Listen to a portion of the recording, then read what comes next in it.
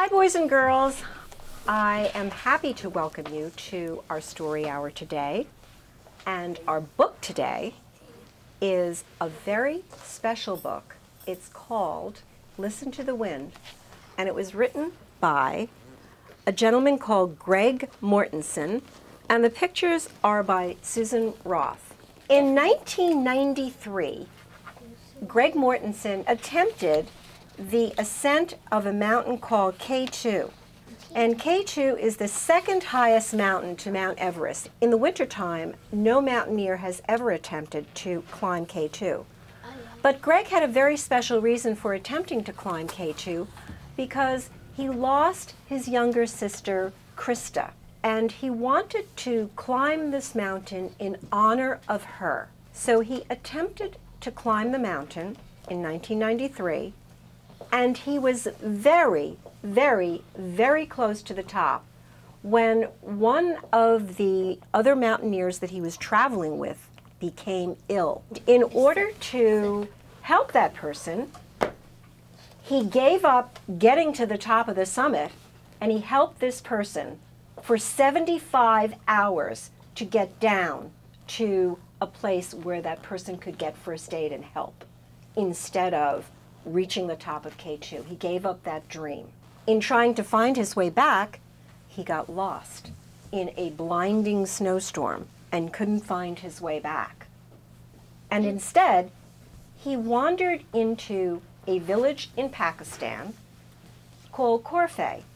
And the people there couldn't figure out who this person was that was stumbling into the village in the middle of a snowstorm, half dead.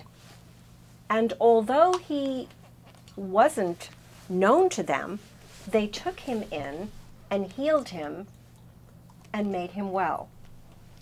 And the story of Greg Mortensen's relationship to the people of Corfe is what the Listen to the Wind book is all about.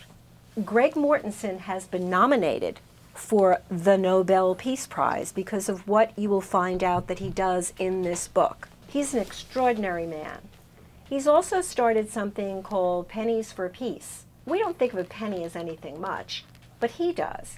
And he started this organization in schools, thousands of schools all across the United States, in order to raise money for schools in Pakistan and Afghanistan, because a penny can buy a pencil for a child that doesn't have one.